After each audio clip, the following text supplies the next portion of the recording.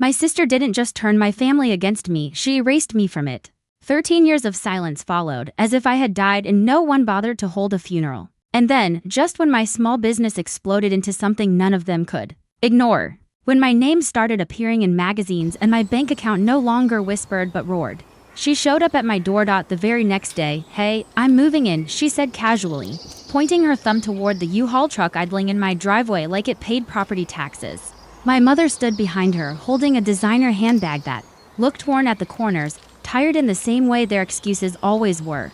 They stood there as if 13 years of cutting me off had only been a short pause, as if silence was something you could simply unpause. When the person you ignored finally had something you wanted, they were wrong. Before I tell you what I did next, drop a comment and let me know where you're listening from and what time it is for you right now. I'd love to know who's standing with me in this community.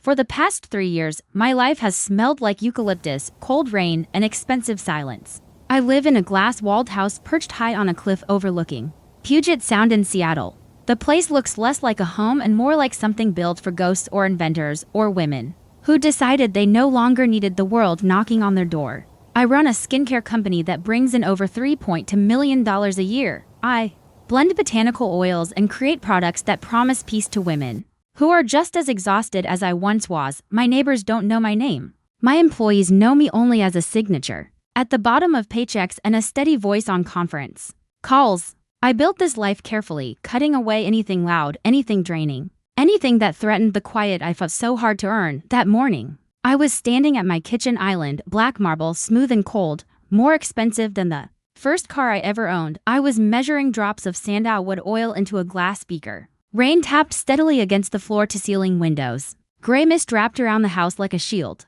I felt untouchable. Then the security gate chimed. The sharp electronic sound sliced through the silence. I frowned. I wasn't expecting a delivery. I wiped my hands on a linen towel and tapped the security screen mounted on the wall. The camera feed appeared. A U-Haul truck was crawling up my private driveway, orange and white, dirty, loud, out of place against the clean slate stone and ancient pine trees. It looked like an infection spreading across something pure. My heart didn't race. It froze. The truck rolled forward and stopped directly in front of my steel entry doors. The engine rattled before shutting off. The driver's door opened. Paige stepped out. Even through the camera, I recognized the energy, chaotic, loud, entitled. She slammed the door harder than necessary, then adjusted her hair as if she were stepping onto a red carpet instead of trespassing. She was 32 now, but she moved exactly like she did at 19, careless and certain the world would make space for her. She wore a bright pink designer tracksuit. I knew it was fake. The color clashed violently with the muted tones of my home. Then the passenger door opened. Christina, my mother, she stepped down slowly, stiff from the drive, but her posture was the same, straight, rigid, commanding. She looked up at my house not with wonder but with judgment, as if she were inspecting something she already believed she deserved. They didn't look like family. They looked like invaders. I watched them through the screen, my finger hovering over the intercom button. I didn't feel fear, I felt clarity, cold and sharp.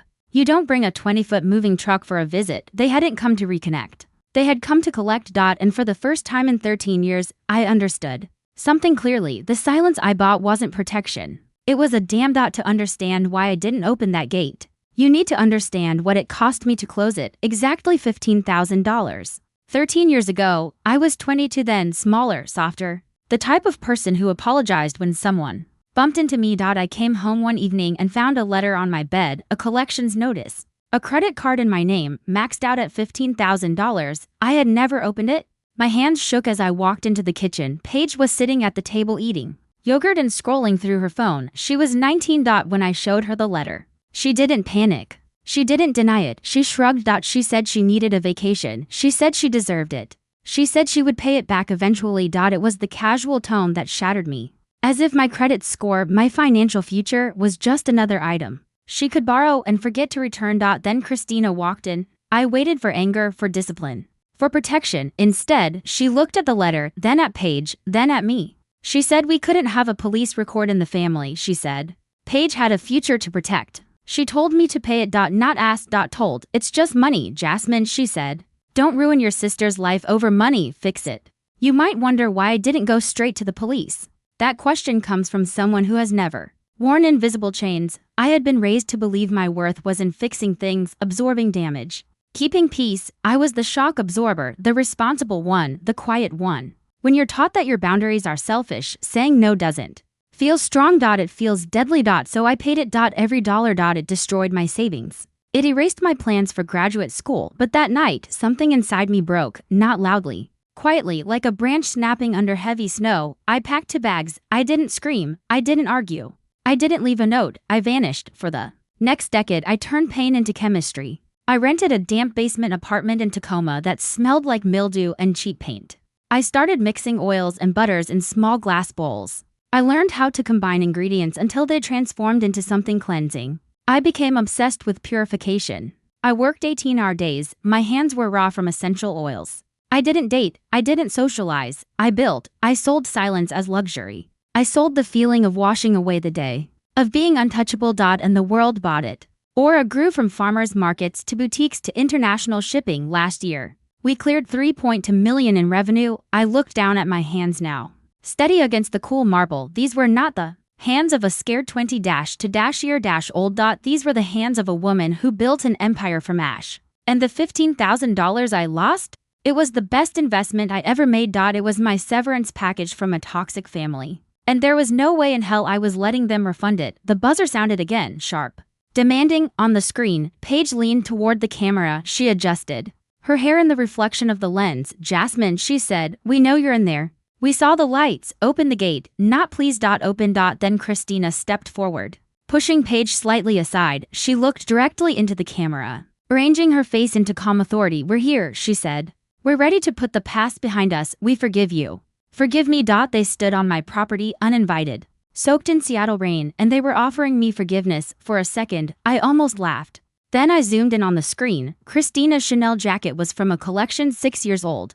The tweed was fraying at the cuffs. Her Louis Vuitton bag had a visible scuff mark. Paige's designer sneakers were muddy and creased. It clicked. They were projecting power they no longer had. My mother had ruled our family through status, through appearance, through approval, but status without money, without character, is just a costume. They wore arrogance like rented formal wear. They believed that if they acted entitled, reality would adjust itself to match their performance. They thought arriving with luggage and the words "we forgive you" would erase 13 years of work. They thought they could colonize my success, because in their minds, I was still territory. But I wasn't a colony anymore. I was a sovereign nation, and nations defend their borders. I pressed the talk button. My voice filled the small speaker outside, crisp and magnified by the expensive audio system. "State your business," I said. They both jumped. They hadn't expected a voice from the wall. They expected the door to swing open. They expected me to appear small and apologetic, wiping flour from my hands.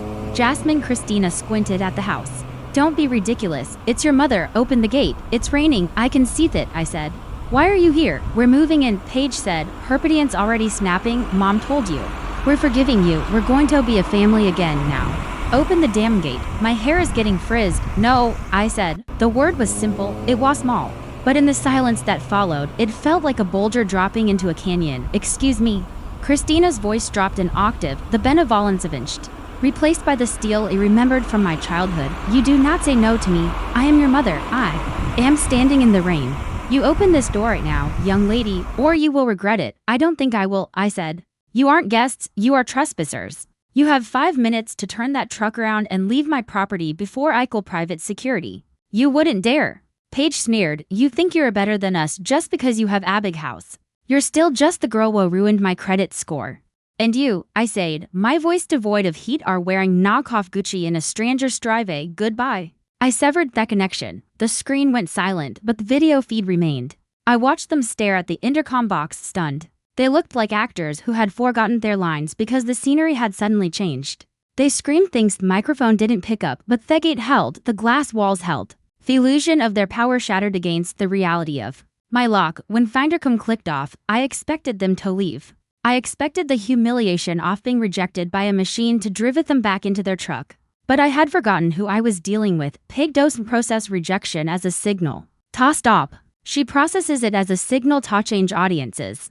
I watched on the monitor as she pulled her phone from her pocket. She didn't call a locksmith. She didn't call a huddle. She opened an app. I saw the ring light attachment snap onto the top of her case. It was a practiced motion, smooth and terrifyingly automatic. She smoothed her hair down, wiped the rain from her cheeks, and then in a split second, Her face transformed. The entitlement dissolved. In its place appeared a mask of trembling. Heartbroken vulnerability. She held the phone up, angling it so my massive glass house loomed in the background like a villain's lair while she and my mother looked small and abandoned in theft ground. She went live. I didn't need to hear the audio to know the script. I had heard variations of it my entire life. She was telling the world that they had come with open hearts. She was saying that her billionaire sister, who had abandoned them when they needed her most, was now letting them freeze in their hand. She was weaponizing her tears. It was a digital siege executed with the precision of a military strike. My own phone sitting on the black marble island began to vibrate. At first,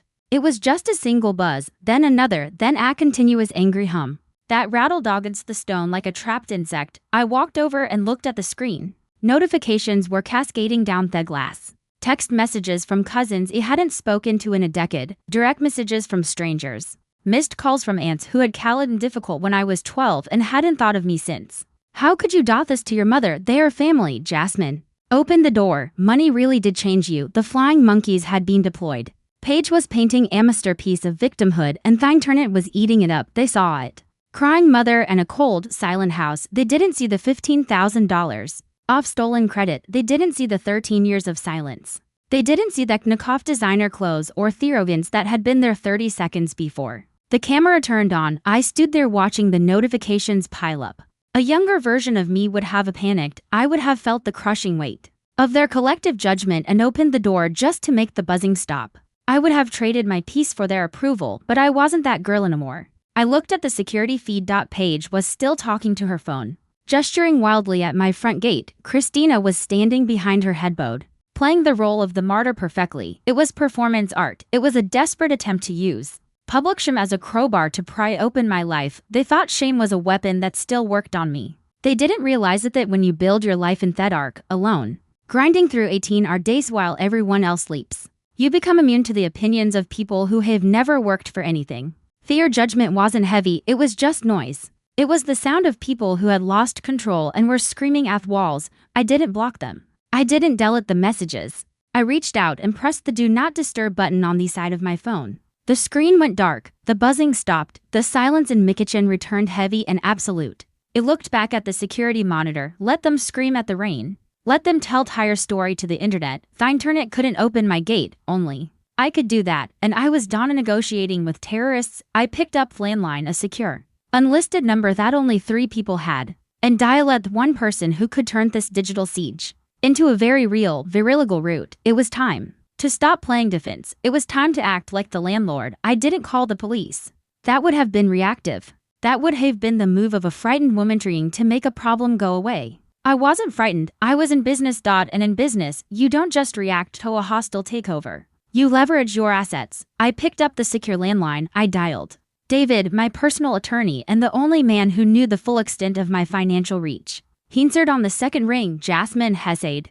I'm seeing a lot of activity on perimeter alerts. Do we need law enforcement? Not yet, I said, watching Paige spin in a circle in the driveway, aiming her phone camera at my windows like a weapon. I need you to open the file marked Project Amnesia. The asset acquisition from 3 months ago, the foreclosure bundle, David asked. You want to activate it? Yes, send the notification to their phones. I hung up. Here is the thing about my family. They operate on the assumption that they are the main characters of the universe, and everyone else is just a supporting actor waiting in the wings to facilitate their storyline.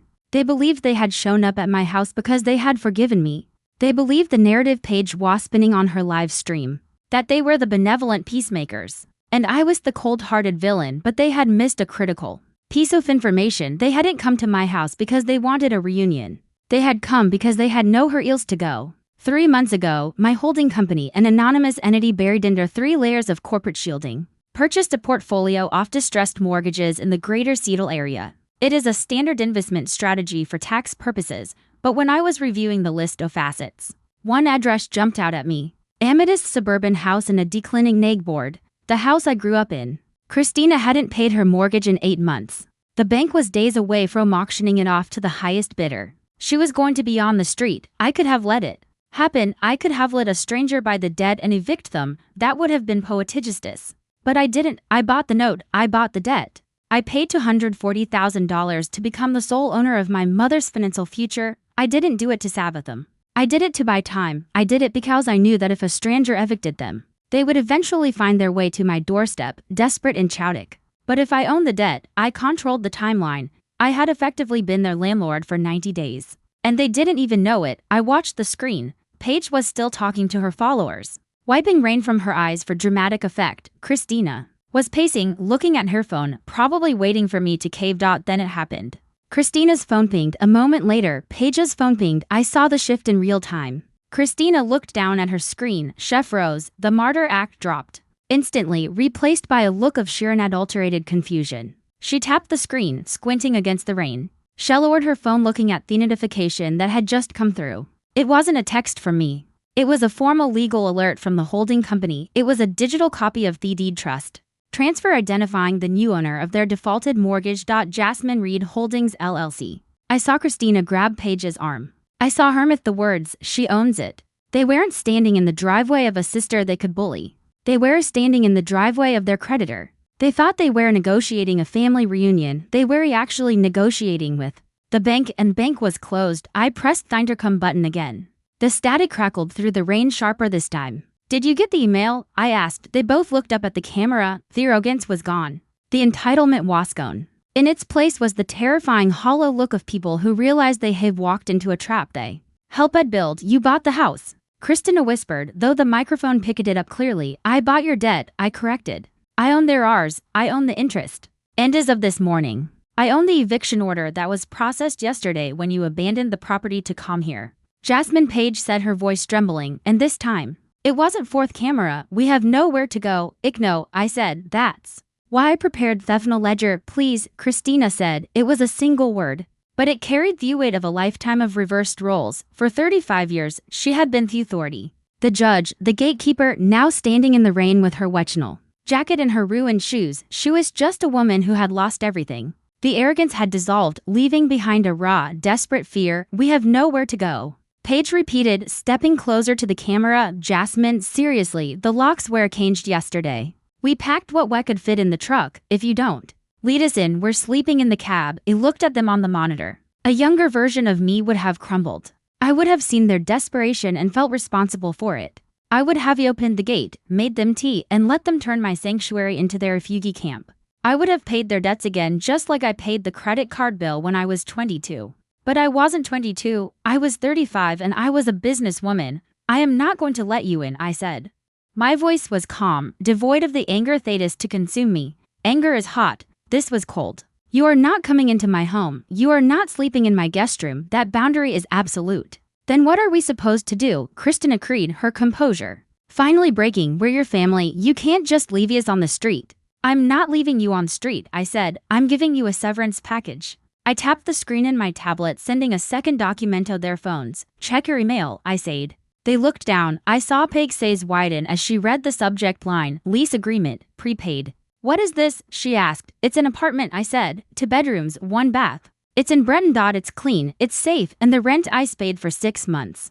The utilities are in me name for now. There is a grocery store within walking distance and a bus line that runs to the city." Breton. Christina looked up horrified. That's miles away. It's across the water. It's in the middle of nowhere. It's 3 towns over," I corrected. "And it is a roof over your head. It is more than you gave me when I left with 2 bags and a negative bank balance. It is a chance to start over, but there are conditions." "Conditions?" Paige scoffed, though the fight was draining out of her. "Yes. The lease is in my holding company's name. If you contact me directly, the lease is terminated.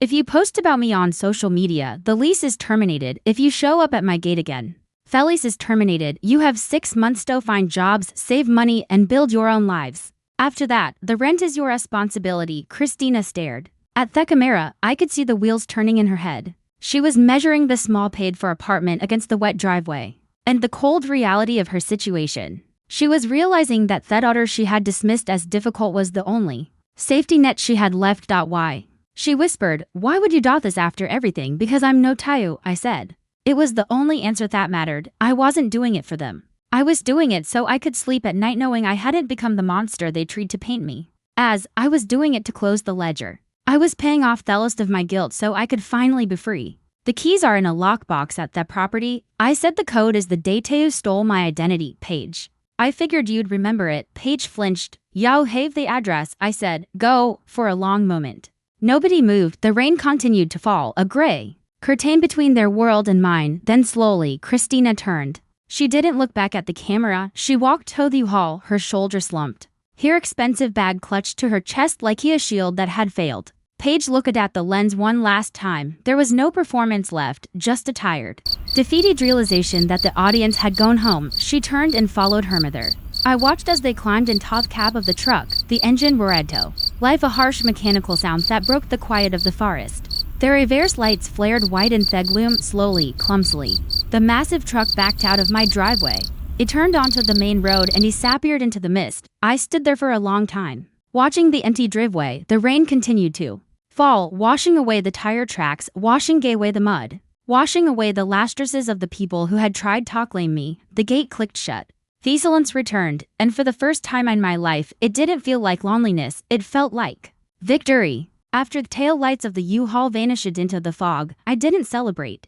I didn't open a bottle of champagne or dance around my kitchen. I simply exhaled. It was a long, slow breath that felt like letting go of a weight I had carried since I was a child. I turned it away from the security monitor. The screen went dark, reflecting only the dim ambient light of my kitchen. I walked back to the island where the beaker of essential oils sat untouched. The scent of sandalwood and rain followed there, grounding earthy real. I picked up the beaker and poured the mixture into a mold. My hands were steady, my mind was clear. The storm outside was passing, leaving behind a clean, washed world. I checked my email one last time. A notification from the proper time management company confirmed that the digital key code for the Breton apartment had been accessed. They had arrived, they were safe, they were housed, and they were gone for 13 years. I had defined myself by my absence from their lives. I was the one who left. I was the one who stayed silent. But tonight, I had redefined the terms. I wasn't just the one who left. I was the one who built something worth protecting. I had turned my trauma into a fortress.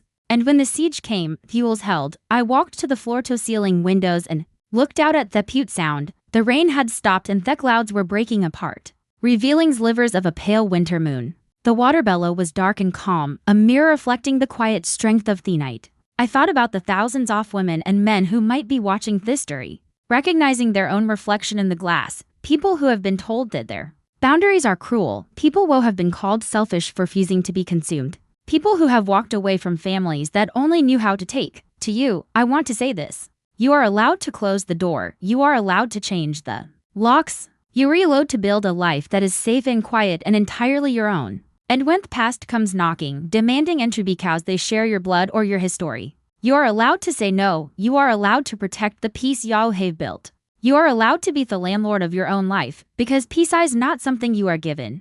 It is something you make drop by drop, day by day, until you have enough to wash the slate clean. If this story spoke to you, if you found a piece of your own strength in the silence of my fortress, share it with someone who needs permission to close their own door. You are not alone and you are free.